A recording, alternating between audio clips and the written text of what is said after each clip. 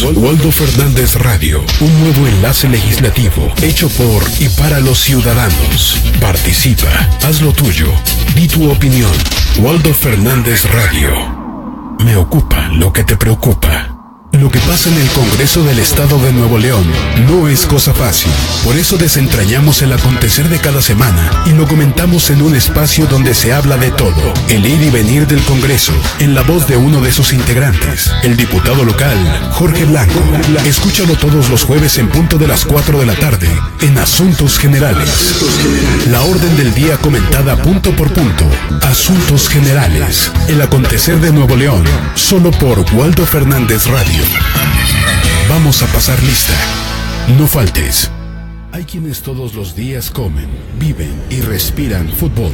Para ellos y para cubrir esa adrenalina, tenemos todos los días Desde la Red con Juan Carlos Monroy. Escúchalo de lunes a viernes, de 3 a 4 de la tarde. Lo último en el mundo del fútbol y todo lo que conlleva ser fanático del deporte más bello del mundo. El fútbol se escucha desde la red. Solo por Waldo Fernández Radio. Me ocupa lo que te preocupa. Todos la buscamos, la deseamos y luchamos por ella día tras día. Pero en Waldo Fernández Radio ya la encontramos y vamos a compartir contigo una Vida sin Violencia con la licenciada Rosaura Guerra. Te invitamos a vivir la experiencia todos los jueves a las 12 del día. Una vida sin violencia es posible. Solo por Waldo Fernández Radio. Me ocupa lo que te preocupa. En Waldo Fernández Media preparamos cada semana algo que te dejará con un delicioso sabor de boca. Tenemos la receta para darle sabor a la vida. Si quieres saber de qué se trata, sintonízanos cada miércoles a la 1 de la tarde porque te vamos a revelar en la voz de la chef Celia Cruz cuál es nuestro dulce secreto. Cocina, aprende y explota todo lo que le pone sazón a la vida con las mejores recetas para crecer en todos los sentidos. Date gusto, escucha Waldo Fernández Media. Me ocupa lo que te preocupa. Te esperamos.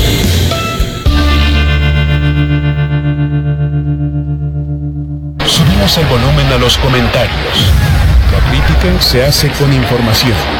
Y en Waldo Fernández llevamos los sucesos más importantes a otro nivel. Los decimos en altavoz.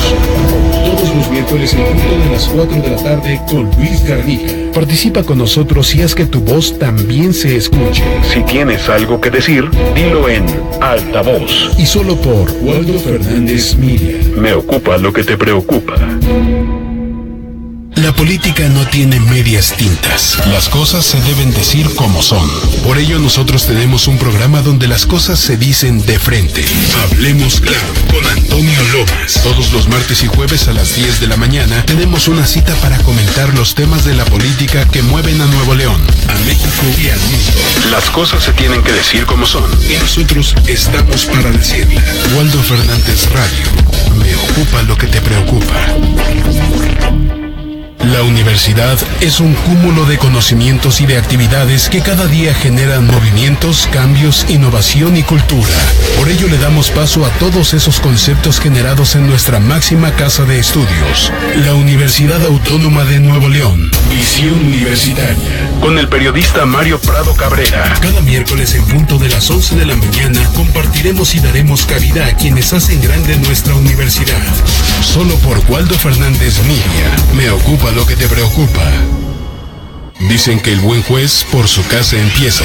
Nosotros creemos que sí. Cada semana te presentamos diferentes opciones para que tu comunidad sea mejor. Y a partir de ella, transformemos la ciudad, el país y, ¿por qué no?, al mundo entero. Vecinos con Valor. Descubre todo lo que puedes hacer a partir de tu primer entorno con Norma Leticia Vélez Arévalo. Vecinos con Valor. Escúchalo todos los martes en punto de las 4 de la tarde por Waldo Fernández Radio. Me ocupa lo que te preocupa. Tu voz y tus propuestas ya tienen un foro de expresión. No más 42 diputados, no más empates en votos. Ahora tu voz y voto hacen la diferencia. Somos Diputado 43. Ahora los ciudadanos participamos de manera activa. Resolvamos juntos lo que como sociedad nos importa. Tú también puedes ser el Diputado 43. Participa todos los jueves a las 6 de la tarde a través de Waldo Fernández Radio. Diputado grado 43. Es momento de ser parte del cambio. Waldo Fernández Radio. Me ocupa lo que te preocupa. Los comentarios en el siguiente programa son responsabilidad del conductor o conductores. Cuando te das cuenta que hay gente que ha vencido lo inimaginable, encuentras muchos motivos para salir adelante y continuar. Es el momento de comenzar a ser testigos de quienes han superado cualquier dificultad. Esto es Vidas Transformadas con Sofía Vidal. Prepárate para escuchar los testimonios de gente que ha logrado hacer de los obstáculos una oportunidad. Aquí comienza tu transformación. En Waldo Fernández Radio. Me ocupa lo que te preocupa. Muy buenas tardes, mi nombre es Sofía Vidal y hoy, como cada lunes, yo te doy la bienvenida a tu programa Vidas Transformadas. Asimismo, yo te invito a que le des like a mi página de Facebook, que aparece con el mismo nombre y que la fotografía de perfil es una mariposa. El día de hoy está con nosotros Joel Morales, él es cuentacuentos de Biblioteca El Colibrí. ¿Cómo está? Muy bien, buenas tardes y gracias por la invitación. Al contrario, es un gusto que esté aquí conmigo. Y bueno, primeramente, cuéntenos cómo fueron los inicios, cómo fue su vida antes de la Biblioteca Casa del Colibrí, para saber qué fue lo que la originó. Bueno, pues yo desde antes, desde que inicié la biblioteca, yo soy egresado de la Universidad Autónoma de Nuevo León. Sí. Estudié en la Facultad de Filosofía y Letras y recién egresado de la facultad tomé un curso de un programa nacional que se llama Salas de Lectura, en el que tuve como un acercamiento distinto a la lectura en general, ¿no? Es decir, yo no me acordaba, y obviamente no me acuerdo, porque no sucedió, que en la primaria algún maestro o alguna maestra me leyera un cuento. Ningún grupo, ni desde primero a sexto, ni en la secundaria, menos en el bachillerato. No hubo nadie, y en mi casa con mis papás tampoco no había un acceso a la lectura, no hubo una experiencia como muy alegre, muy afectuosa o afectiva respecto a los libros y la lectura. Todo más bien era como muy negativo, es decir, no tenía como la lectura como algo placentero, ¿no? Pero al tomar este curso me encontré con que había una forma distinta de acercarse a la lectura y a los libros. A ver, no hubo nada placentero en relación a su infancia. A la lectura. Con la lectura, sí, ¿verdad? Sí. Pero entonces, ¿cómo se dio la oportunidad de que usted estudiara filosofía y letras? Porque ahí todo es lectura. Sí, bueno, ahí esa es otra cuestión. Yo ingresé a la universidad, pero más bien por intereses netamente académicos. La lectura que hacía y lo que se hace todavía, desgraciadamente, es una lectura por obligación. Es decir, leemos por obligación, y para eso hay un sinfín de investigaciones en donde se lee porque se tiene que leer, no porque se quiera leer. Y ese es el proceso que yo tuve durante toda mi formación académica. Es decir, nos obligan a leer prácticamente. Esa fue la parte no placentera, pero al ingresar a la facultad pues tuve que leer, ni modo, tenía que leer, no lo hacía con mucho gusto, pero lo hacía. Ya con el curso, ahí ya encuentro una manera distinta de encontrarme con los libros, ¿no? Y con la lectura, a tal grado que me empiezo como a involucrar. Tomo ese curso, conozco algunos libros que jamás había visto, yo conocía los clásicos nada más, es decir, Blancanieves, Los Tres Cochinitos, cosas por el estilo, pero luego del curso me doy cuenta que hay un sinfín de textos, o sea, hay muchísimos otros libros además de esos, y me di cuenta que había historias muy divertidas, había historias bastante bonitas, que luego ya les fui agarrando un gusto mucho mejor, ya adulto, por supuesto, y es como yo me empiezo a involucrar con la lectura. Entonces, a partir de ese curso, que fue en el 2002, yo voy tomando otros cursos como promotor de lectura, luego tomo otros cursos como narrador, y otro curso como para trabajar con bebés, y así voy conociendo diferentes formas de promover la lectura, y de esa manera me voy especializando a tal grado que ahorita me falta todavía muchísimo aprender. Es un proceso de aprendizaje esto de contar historias. Ahorita me aventuro a contar historias, hago espectáculos de cuentacuentos, pero obviamente hay un largo camino por recorrer. Pero, y en el 2009, junto con Brenda de la Torre, que ahora somos marido y mujer, iniciamos el proyecto que es la Biblioteca Casa del Colibrí. Ella también empezó a tomar cursos, etcétera, etcétera. Y juntos comenzamos a hacer una labor de fomento a la lectura. Es como así inicia el proyecto de la Biblioteca Casa del Colibrí. A ver, pero volviéndonos al punto de cuando usted estaba estudiando filosofía y letras y que también comenzó a tomar varios cursos, ¿qué persona o qué personaje o qué artista influyó en usted para que usted sintiera ese enamoramiento hacia hacer un cuentacuentos? Pues no hay una o hacia la narrativa oral. Ajá, no hay una figura central, más bien la forma en que uno se va acercando a los textos. Digo, en la facultad sí me gustaba leer algunos autores, ¿no? De la literatura, principalmente Julio Cortázar, un escritor argentino. Ese era mi acercamiento un poco más agradable hacia la literatura.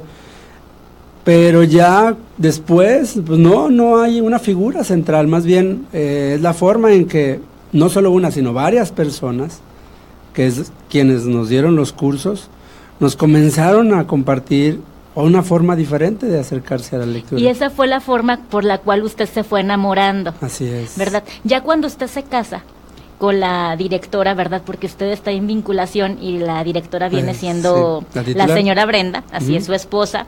¿Cómo ustedes sintieron ese llamado para crear eso? Pues... ¿O lo platicaron de novios? No, claro que no. Digo, nosotros empezamos trabajando en una asociación civil y esta asociación civil abordaba temas sobre derechos humanos y derechos de los pueblos indígenas. Y por nuestra formación, ella estudió psicología social, yo estudié sociología. Por nuestra formación tuvimos como un acercamiento a ciertas experiencias o a ciertas comunidades en donde hay una serie de problemáticas, ¿no? Es decir, trabajamos en comunidades vulnerables y en ese sentido es que nos encontramos con que pues no había acceso a una oferta cultural, ¿no? Particularmente en una colonia al poniente de Monterrey. Y desde esa perspectiva es como decimos, bueno, pues tenemos nosotros como profesionistas y como egresados de la universidad un perfil para desarrollar proyectos y tratar de generar algo que pueda beneficiar a una población en particular. Es decir, no es una cuestión romántica, es una cuestión de responsabilidad social y de conciencia, ¿no? Es decir, Monterrey, la zona metropolitana de Monterrey, es una zona metropolitana que concentra la oferta cultural en el centro de la ciudad de Monterrey, ¿no? Y las bibliotecas públicas que existen en la zona metropolitana son bibliotecas que están en un estado deplorable. Y que existían, ¿verdad? Existen todavía, pero pues nadie las usa. Y el acervo es obsoleto.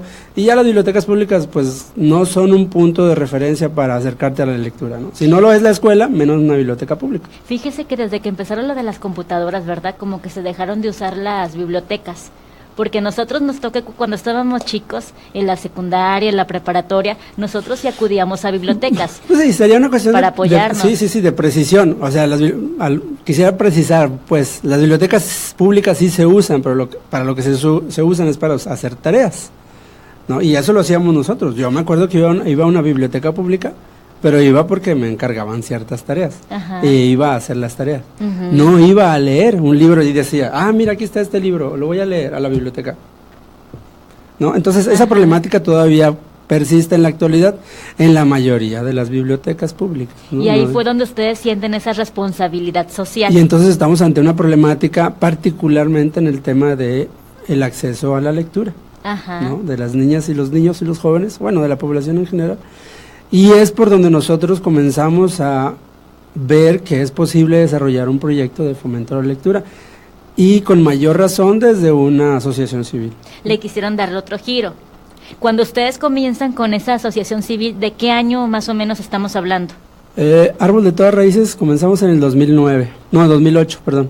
2008. Y en el 2009 Y ahí es en donde veían problemáticas relacionadas con derechos humanos. Desde entonces y todavía, ¿no? Pero bueno, sí, pero entonces, ahí fue donde ustedes empezaron a vincularse, ¿verdad? Inicialmente. Así es. Ok.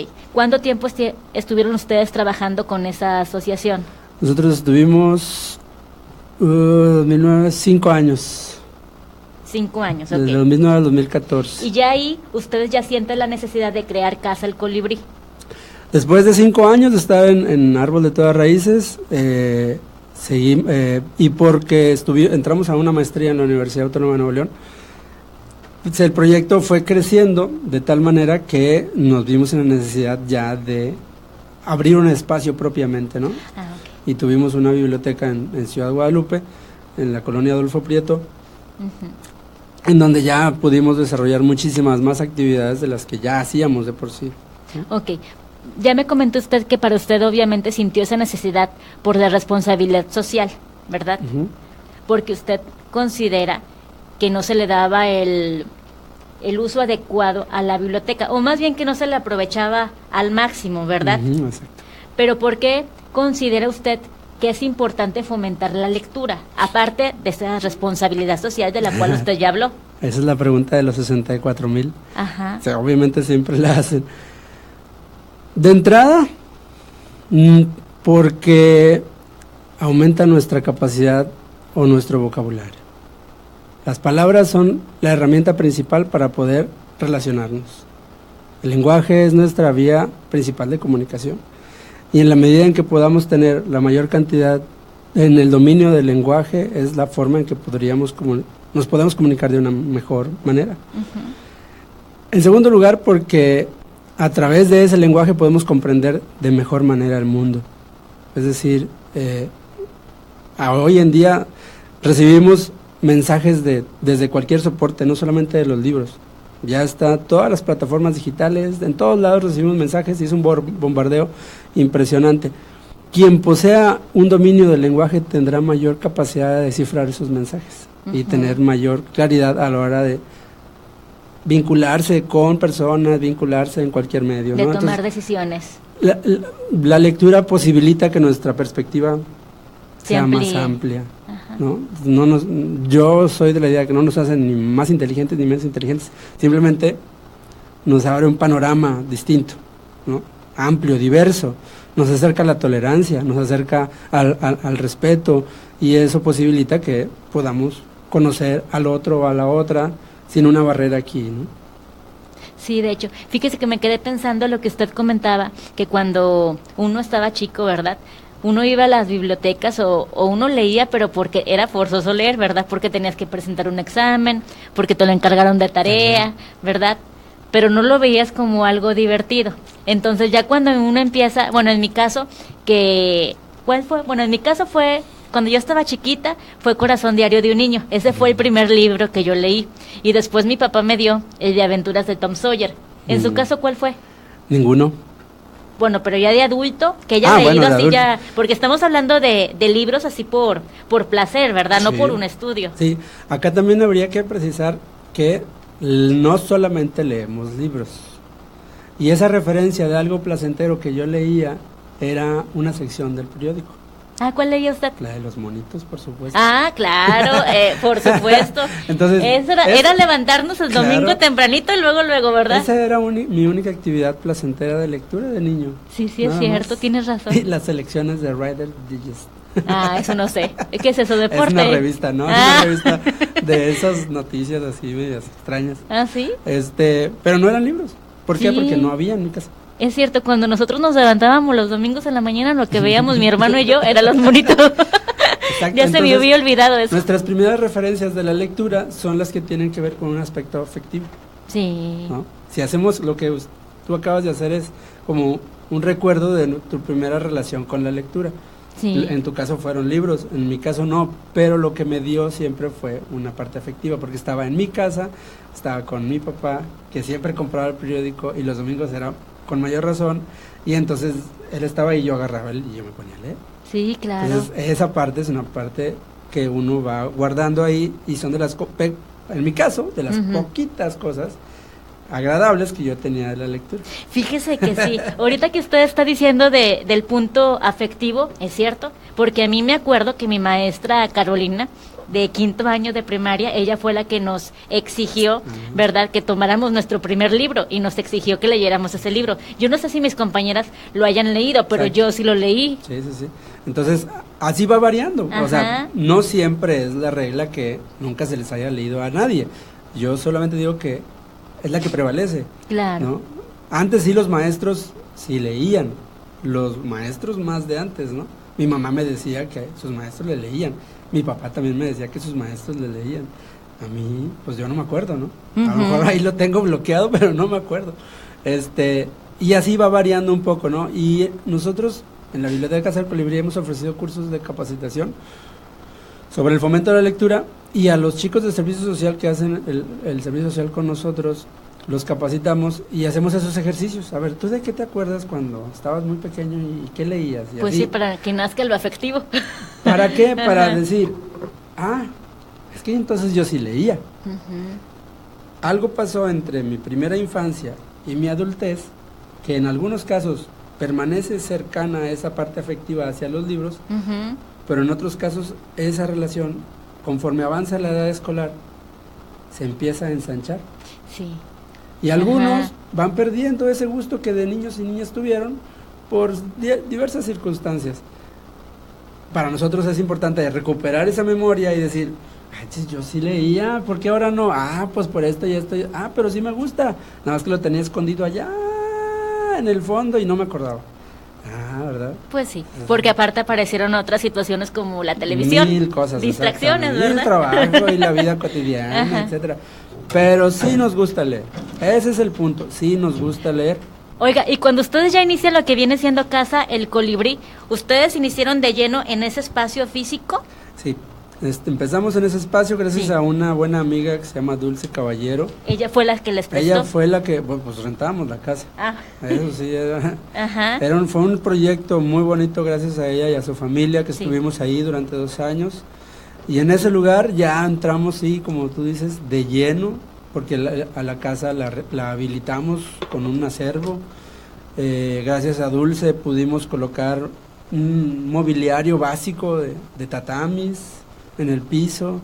Nuestros libreros eran guacales de fruta, pintados y todo.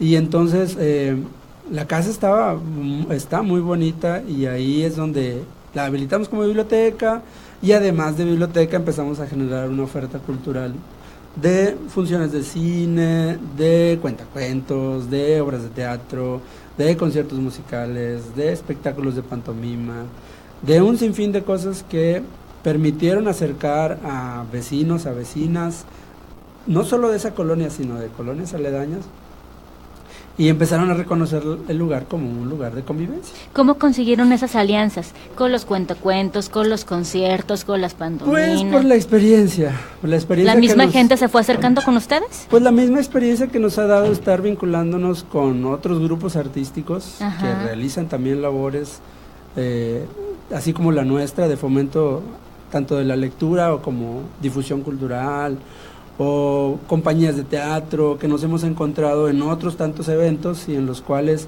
les compartimos el proyecto de la biblioteca y les gustó y dijeron, bueno, pues yo colaboro contigo, ¿no? Con ustedes.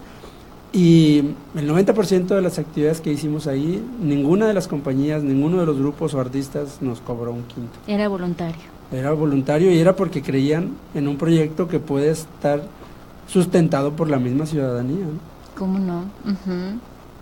Entonces, eso fue por eso tuvimos bastantes actividades ahí. ¿Cómo sintieron ustedes la respuesta de las personas que asistían con ustedes?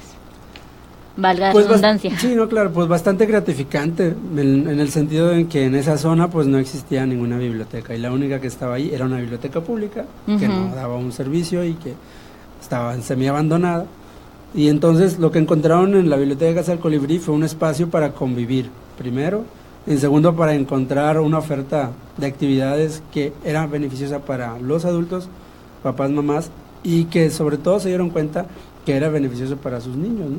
De las personas que asistían ahí, de los niños, de los adultos que asistían con ustedes como público, ¿verdad? ¿Usted recuerda alguna anécdota con cariño, alguna transformación que se haya dado de forma positiva en alguna persona gracias a eso? Porque como usted dice, la lectura, pues, ¿qué hace? Inicialmente nos activa la imaginación. Sí. Pues sí, de hecho hicimos un ejercicio de evaluación, ahí algo muy pequeño, porque entrevistamos como a 3, 4, 5 niños, que desde un principio que nosotros abrimos, desde el 2014, empezaron a ir, niños que tenían 4 años y que empezaron a llevarse libros y sus papás los llevaban también, y los niños. Y ya al final, cuando cerramos en la biblioteca, los entrevistamos en video y les hicimos algunas preguntas, tanto a los niños y las niñas como a los papás, y ahí manifestaron que de entrada sus niños, niñas, tenían ya una forma mucho más fácil de acercarse a la lectura y que se habían dado cuenta que su manejo del lenguaje había sido mucho mejor, ¿no? Entonces ahí en nuestro canal de YouTube, ahí hay un video de una de las niñas que iba a la biblioteca y que ahí sus papás mencionan, ¿no? Entonces esos casos son los casos que a nosotros nos dan como... gratifican.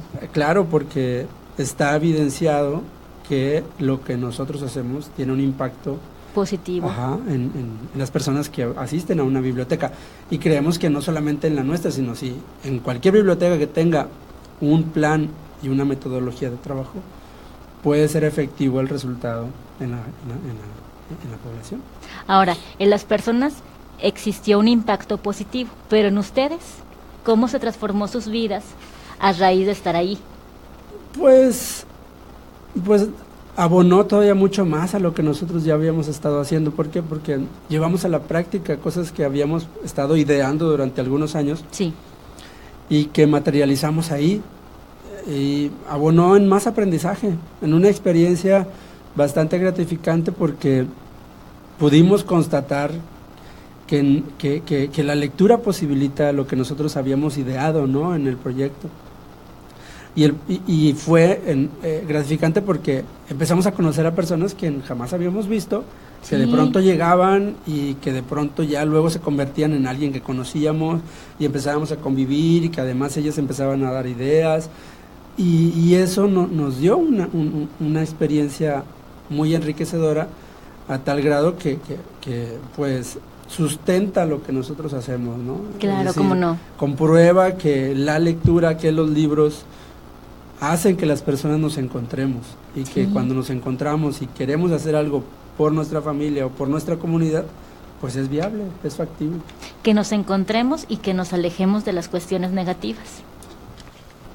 Por ahí. De las adicciones, de las distracciones negativas que existen en el internet o en la misma televisión. Tener alternativas, ¿no? Tener más alternativas a eso, que es lo que ahorita está afectando mucho a nuestra sociedad. ¿Ustedes con qué organismos han colaborado? Pues principalmente con Árbol de Todas Raíces, que es esa asociación con la que ustedes con la que iniciamos, que fue un aprendizaje también total. Con la Universidad Autónoma de Nuevo León hemos estado en casi en todas las ediciones de la Feria del Libro de la Universidad Autónoma de Nuevo León, la UANLEER.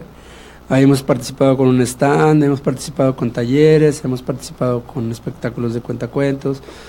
Hemos participado también en la Feria del Libro de Sintermex, la del TEC. Hay pequeñas participaciones con otro grupo de amigos que tienen un evento que se llama la Feria del Libro Usado. Ahí hemos estado colaborando así un poquito, pero también con distintas escuelas públicas que nos han estado abriendo las puertas para ofrecer espectáculos de cuentacuentos ahí en sus escuelas. Maestros y padres de familia que han conocido el proyecto y que les interesa que los niños, tanto sus niños como los niños de sus escuelas, tengan una forma distinta de acercamiento a la lectura. Con algunas empresas, o sea, la iniciativa privada también a veces les hemos ofrecido talleres de sensibilización a los trabajadores o empleados y a sus niños, a sus niñas. Y pues sí, así básicamente en general. Cuando ustedes comenzaron con Biblioteca El Colibrí, ¿el público al que se enfocaron inicialmente fue el público de niños? Sí. ¿Y de jovencitos? Sí, la biblioteca Casa del Colibrí es una biblioteca pensada en y para las niñas y los niños y los jóvenes. Y los adolescentes. Es decir, es una biblioteca que se trata de especializar en literatura infantil y juvenil, es decir, en libros que están pensados y escritos específicamente para niños y niñas y jóvenes. Es decir, libros que manejan un formato distinto, más amable, más ameno, Y entonces nuestro acervo de libros, el 80% está para niños, niñas y jóvenes. El 20% restante es literatura que le llaman así universal, ¿no? Entonces, así es como está pensada, pero ya luego avanzando, pues obviamente no nos negamos a que los adultos en ese espacio ingresaran a la biblioteca. Sí, pues los niños muchas veces no iban solos, tenían que ir acompañados de sus mamás o de sus abuelitos. De hecho, los más encantados a veces eran los adultos. Sí, de ese punto precisamente le quería preguntar, ¿cómo fue la respuesta usted o el cambio o la transformación que usted vio en los adultos?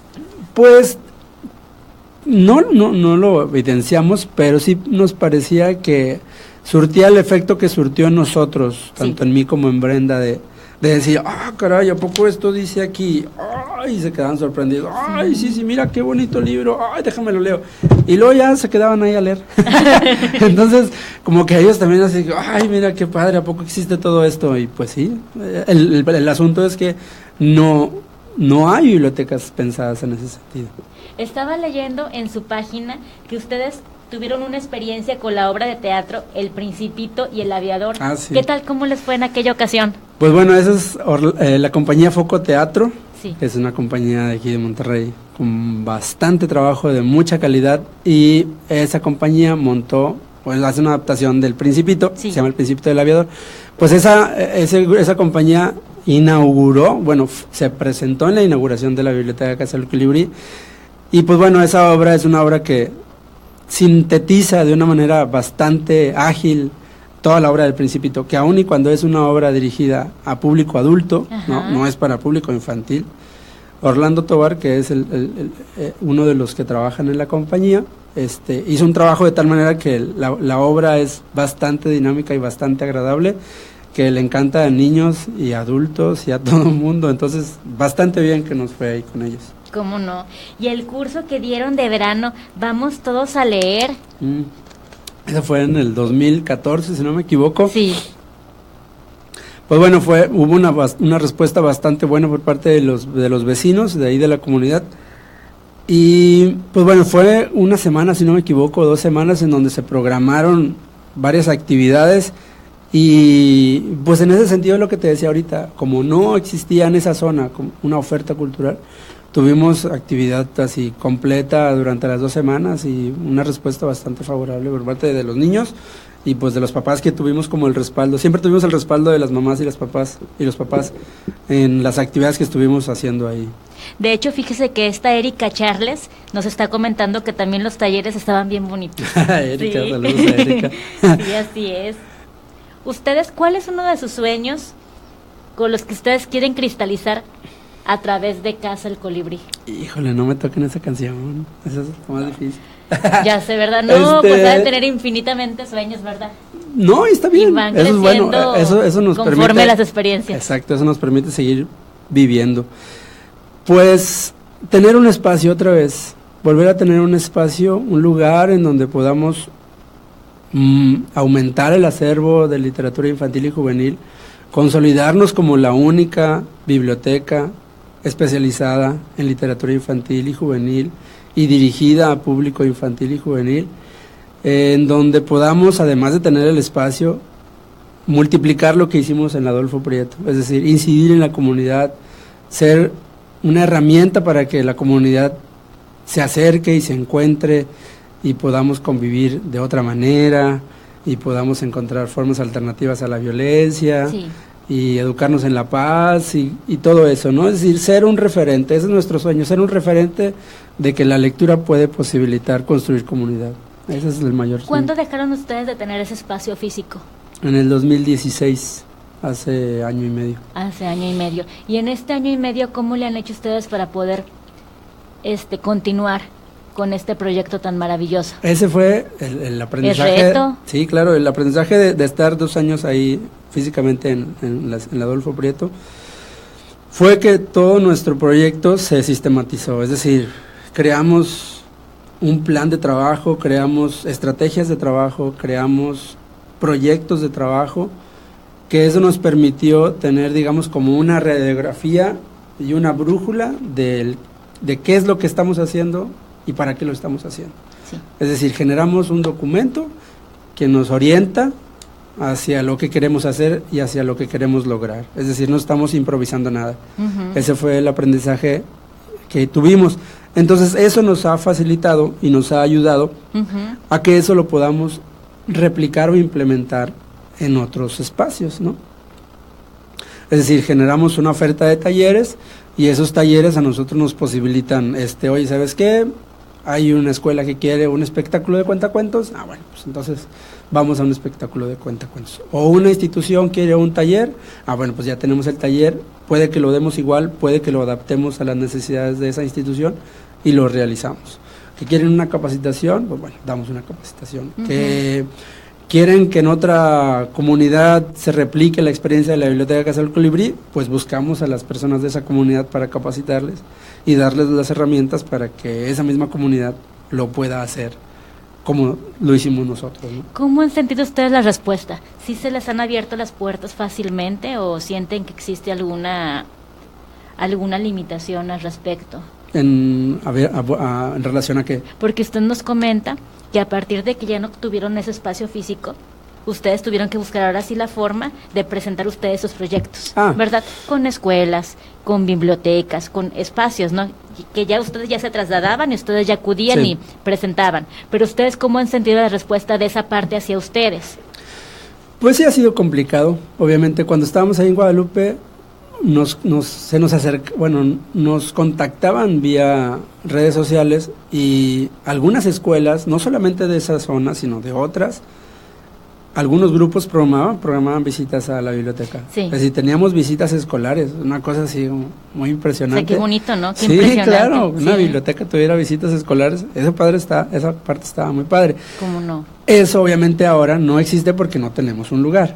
Entonces eso sí ha complicado, ¿no? Y además ha complicado que ahora ya no tenemos un lugar en donde poder decir, vengan a tomar un taller.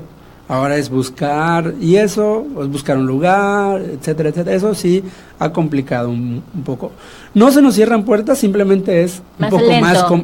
Exactamente, un poco más complejo que cuando tienes un espacio propio, ¿no? Por supuesto. Nos dice esta Doña G. Pérez Valenciana, dice que sigan los éxitos, que no claudiquen. Saludos, Doña G. Y Brenda de la Torre nos dice, los sueños, dice, vamos más despacio porque vamos lejos. ¿Qué tal? Pues sí. Esa es una de nuestras frases favoritas. Es cierto. Paso a pasito, pero firme. Y ahora lo que estamos haciendo pues es tratar de incidir más en nuestra propia comunidad, en nuestra colonia. ¿Ustedes no se han acercado a gobierno o alguna dependencia para buscar ahora sí un espacio físico? Fíjate que en el 2000, ¿qué año era? 2010, 2012, por ahí, en ese proceso que estábamos consolidando, en algún momento hacia el municipio de Monterrey hicimos una gestión para rehabilitar una caseta de policía abandonada. Ajá. Pero por X o Y y por cuestiones ahí... Burocráticas. Pues burocráticas o lo que tú quieras, ¿no? Simplemente no se pudo concretar. Es decir, es una tarea mucho más compleja. Es una tarea mucho más compleja. Sí lo hemos hecho, no estamos, digamos... Cerrados, claro. Lo que más queremos es tener aliados, ¿no? Sí, cómo no. Pero lo que más nos importa es que se reconozca que este esfuerzo es un esfuerzo ciudadano. Esa es la principal apuesta que nosotros hacemos. Y fíjese que los ciudadanos también se lo respaldan. O sea, ellos también afirman lo que usted nos comenta, porque esta Mirna Luna Horta dice que les encanta, le encanta su proyecto. Y pues cómo no, ¿verdad? Es algo que fomenta la lectura, que crece la imaginación, que como usted dice, nos abre el panorama para tomar mejores decisiones. Claro. Y qué mejor que empecemos desde chiquitos. Claro, exactamente. Y esa es un poco la apuesta a trabajar con niñas y niños. Las niñas y los niños no son tontos. Jamás. Son las personas más inteligentes del mundo. Claro. Y retomando lo que decías ahorita sí, claro, nosotros queremos gestionar un espacio. Ese es nuestro sueño, o sea, tener un espacio. Pero creo que las administraciones públicas, los servidores públicos en su mayoría, no todos, por supuesto, y mucho menos los políticos han entendido que los ciudadanos tenemos la capacidad para generar propuestas. Apenas están dando cuenta, ¿no? Y no me refiero a todos, ¿verdad? Pero en su mayoría también, no puedo generalizar. Y creo que es la tarea que nosotros, como proyecto, es lo que estamos impulsando. O sea, nosotros, hombres y mujeres que integran asociaciones civiles, que trabajan en colectivos, que trabajan de manera autónoma, que trabajan de manera autogestiva, están haciendo muchas cosas. El asunto es que las administraciones públicas, los gobiernos municipales, ni los gobiernos estatales, ni los servidores públicos en general, o los que ocupan puestos de elección popular, no se han dado cuenta que hay muchas cosas que se están haciendo desde la sociedad civil, y es la tarea que tienen, y los tenemos que impulsar nosotros, si no, no nos van a hacer caso. Sí, no sienten que existe esa necesidad o esa prioridad. Porque, por ejemplo, esa caseta que quisimos gestionar en su momento, sí la rehabilitó luego el municipio, pero luego ahora sigue abandonada igual. Mira, pudiéndole sacar provecho, ¿verdad? Y múltiples beneficios a tendrían. Lo mejor, digo, al menos, mínimo ofrecer el beneficio de la duda, ¿no? Claro. Oiga, ¿y cuáles son sus proyectos a corto plazo con Biblioteca Casa El Colibrí? Corto plazo es consolidar el trabajo que llevamos haciendo en nuestra colonia, acá en García. Después de no estar en Guadalupe, todo lo que estamos haciendo ahora lo estamos haciendo en nuestra colonia. Ahí estamos desarrollando actividades de fomento a la lectura, y al corto plazo vamos a meter una propuesta a la mesa directiva de la colonia para tratar de rehabilitar una caseta que está abandonada. Bueno, no abandonada, está en desuso, y habilitarla como una biblioteca. Ay, esperemos que sí. Y entonces eso se concrete. Exacto, eso es al corto plazo. Al largo plazo es tener un espacio propio ya como biblioteca. Que ese sería su máximo sueño, ¿verdad? Para iniciar. Pues es el que ahorita está ahí, luego puede haber otros. Claro, sí es cierto. Y hablando de usted ahora sí como cuentacuentos, ¿cómo se le ocurrió a usted hacerse cuentacuentos pero de manera profesional? Pues esto que te decía hace rato, ¿no? Porque me interesa que niñas y niños tengan como una forma distinta de acercarse a la lectura. Y de los grandes cuentacuentos que yo he conocido en esta ciudad, son aquellos que me han... Así que lo que decías ahorita, ¿no? Son artistas, ¿no? Yo no había pensado en eso. Son artistas que se dedican a compartir historias, pero de una manera que se te cae la baba. De, ¿no? Entonces, Jorge Paz, Pablo Luna, Orlando Tobar, hay gente que anda haciendo aquí muchas cosas como cuentacuentos, como narradores, que de ellos he aprendido muchísimo, y es con ellos que yo dije, pues, a lo mejor puedo aprender, y pues he aprendido de ellos, he aprendido con los talleres que he tomado, y pues bueno, he estado haciendo ahí mis pininos, y creo que no me ha ido tan mal. Y pues a algunas personas les gusta lo que hago, entonces te decía ahorita, o sea, me falta muchísimo por aprender, pero creo que no ando tan perdido. No, claro que no, usted va por muy buen camino. ¿Nos podría dar una probadita? Pues mira, de un cuento de niños. Puedo leer así en voz alta, sí.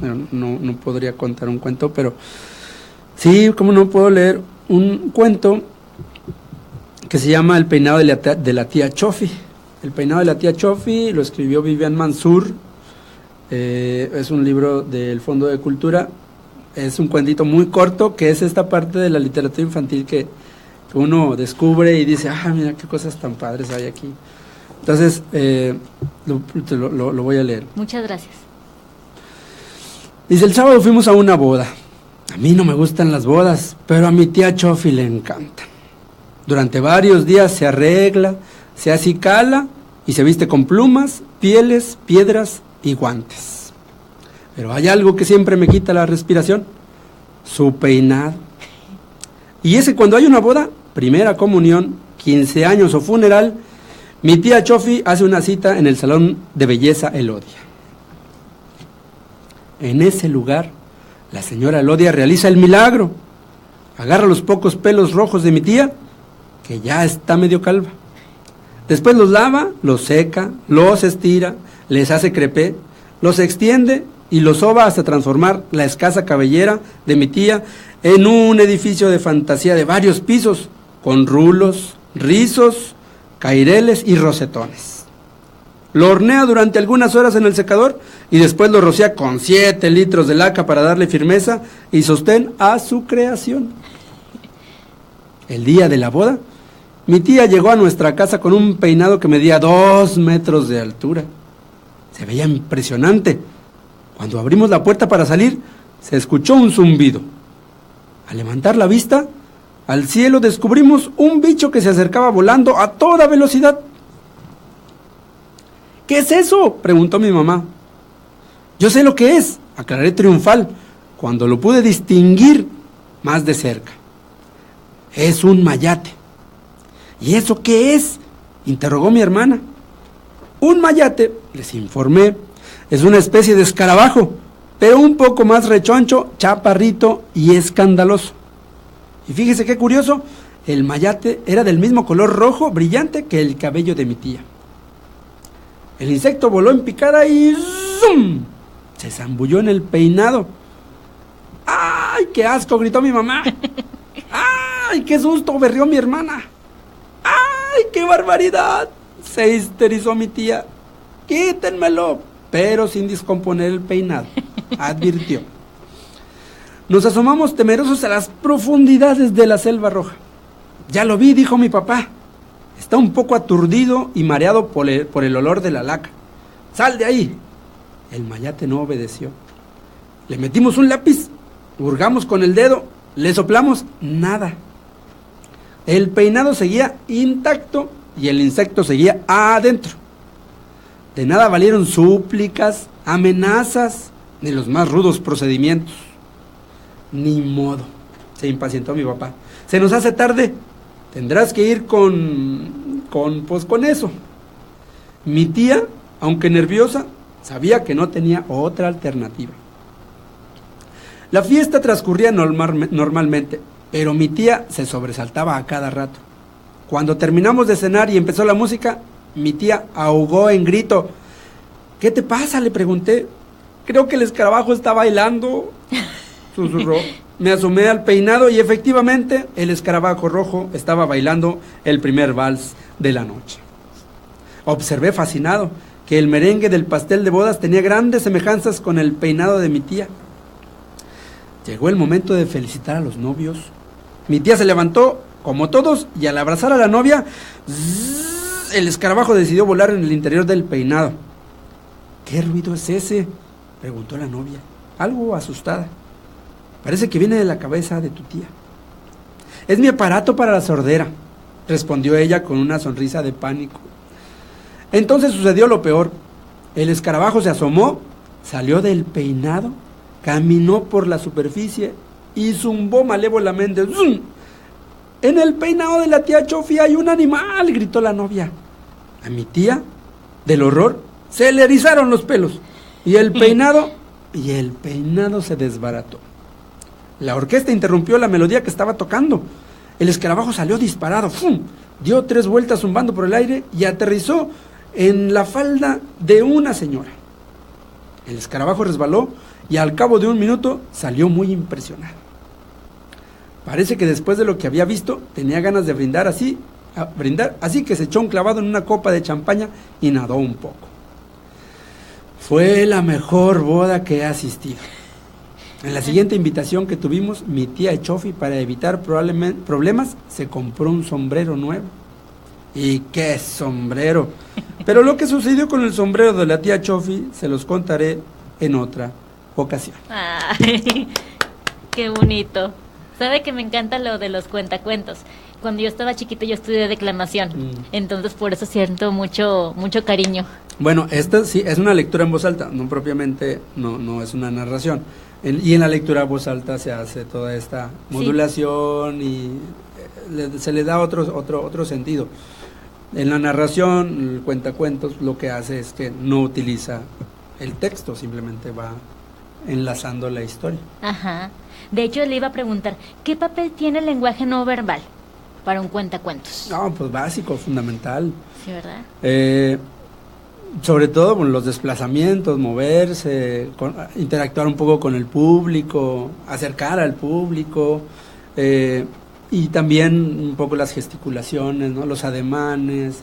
Creo que es la parte que complementa el trabajo de quien narra, porque desde la manera en que yo pienso y la manera en que yo lo hago, es el complemento de la voz, ¿no? Quien hace narración, bueno, para mí, desde mi punto de vista, y desde lo que he aprendido, la voz es la parte fundamental. Y ya después viene el gesto, el ademán, el movimiento, a veces la exageración un poco, pero creo que es lo que envuelve el regalo que es la voz, la palabra. No, y mantener la atención de los niños es bien difícil, ¿no? Muy difícil. Mucho, Son los muy más difícil. exigentes. ¿Sabe que sí? Sí. Mire que, bueno, obviamente yo no me dedico a eso, pero yo en la iglesia tengo un servicio para niñas de tercero y cuarto de primaria y es bien, de primero y segundo, perdón, de primaria, Sí. y tiene su chiste porque Sí, se sí, aburren, o sea, usted tiene que mantener la modulación, como usted dice, exagerar, todo eso para que los niños se mantengan así a la expectativa, ¿verdad?, Sí, de lo que exacto. está pasando. Exactamente. ¿Qué es más difícil, el público de los niños o de los adultos? No, De pues los niños, ¿verdad? Se me hace que los adultos yo creo que también se terminan riendo más. Sí, también pasa. Cuando he hecho algunas sesiones así, también resulta que los adultos son los más emocionados. ¿Cuáles son las mayores dificultades a las que usted como cuentacuentos se ha atravesado? Ay, Se le han atravesado, pues mejor dicho. básicamente que no haya como... Un espacio. Que no se dé el clic, eso que tú dices, ¿no? Es decir, yo siempre digo, ay, me los tengo que echar a la bolsa. Ajá. Me los echo a la bolsa, ya gané. Ujú. Ya la llevo de ganar. Pero a veces hay situaciones o factores ajenos en donde ha habido, por ejemplo, distractores en algunas ocasiones, y eso impide que exista como esta tensión entre que me estás viendo y te estoy escuchando. Pero hay cosas alrededor, factores que luego uno no puede controlar, que eso es lo que impide que las sesiones vayan así como muy, muy fluidas. Eso es lo más difícil. Que se pueden prever, pero no todos. Para usted, ¿cuál vendría siendo una diferencia así grande entre narrar para niños y para adultos? Híjole, pues no, ninguna. ¿Ninguna? No, porque lo que yo utilizo son historias tan cotidianas que se las puede imaginar cualquiera. Ujú. Y esa es la ventaja y es la riqueza de la literatura infantil que al menos yo conozco. Es decir, hay situaciones que puedo contar o historias que puedo compartir y el niño las imagina, pero el adulto también. Entonces creo que es como parejo. ¿Por qué usted cree que nos gustan tanto los cuentacuentos? ¿Qué considera usted que nos aporta? Porque la mayoría de la gente nos gusta, la verdad. Cuando suceden, sí. ¿Por qué? Porque nos da un espacio de intimidad. De imaginación. Claro, te da un espacio contigo mismo, contigo misma. Estar escuchando a alguien leer o estar escuchando a alguien contar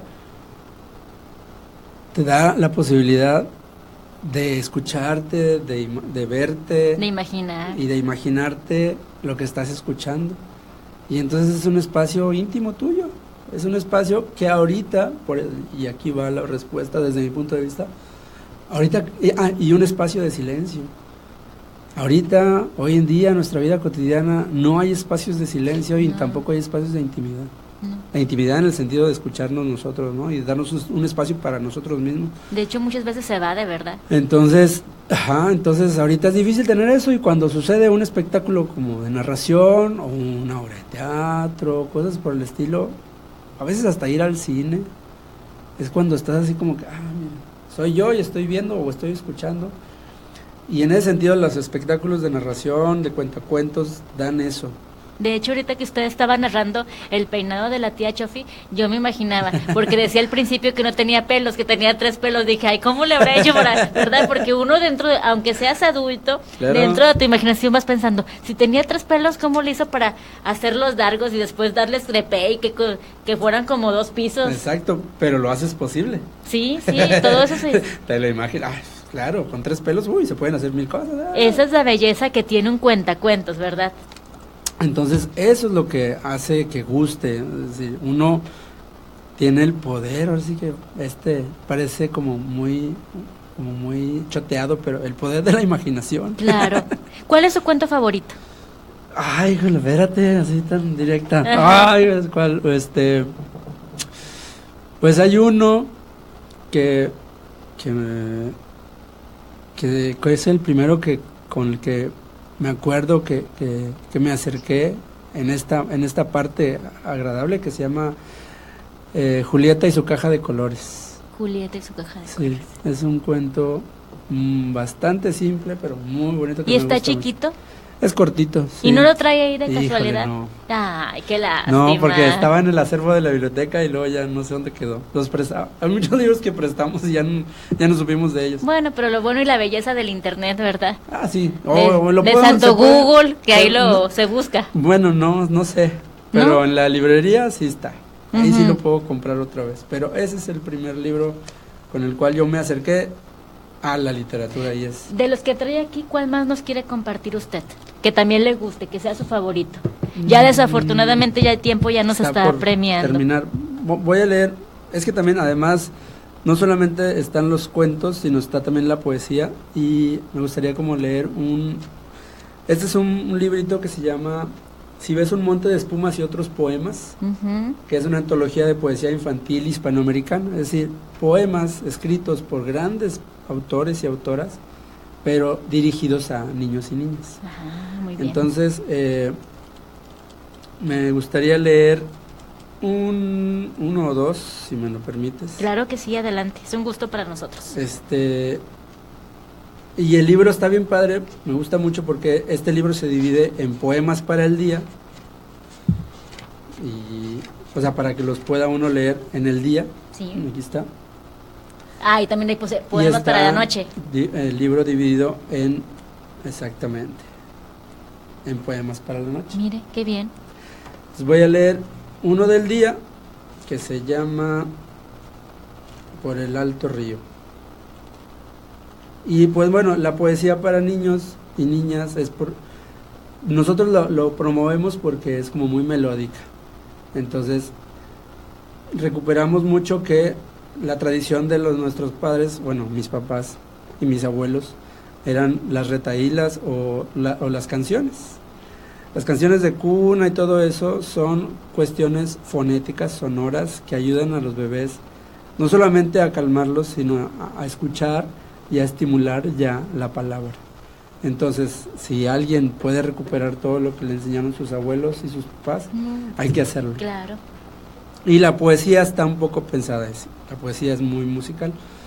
Entonces, se llama Por el Alto Río, es un escritor que se llama Nicolás Guillén, y dice: por el alto río, por la bajamar, Sapito y Sapón se han ido a jugar.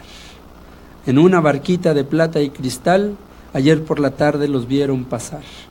Con Pedro Gorgojo, con Pancho Pulgar, con Juan Ropa Vieja y Aurora Boreal.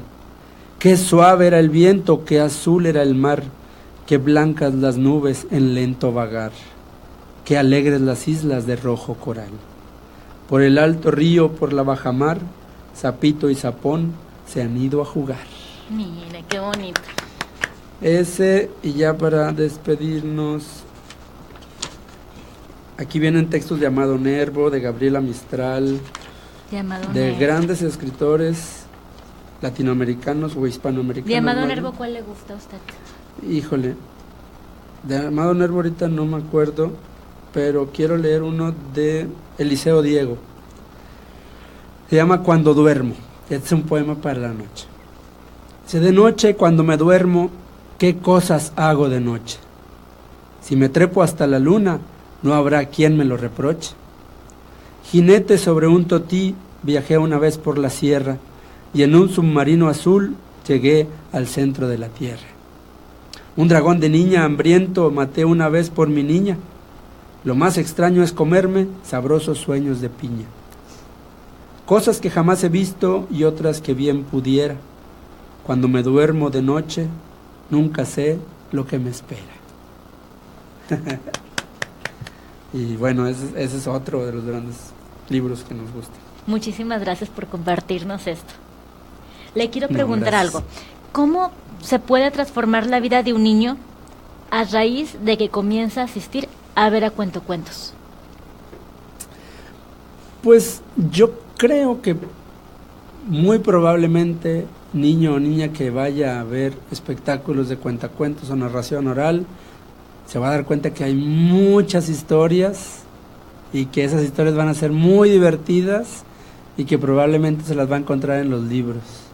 Entonces esa es la mayor ventaja que puede generarse y transformarse en un niño, que encuentre más posibilidades de conocer y entonces diga, hay libros, hay historias, hay que seguir leyendo, entonces déjame los busco.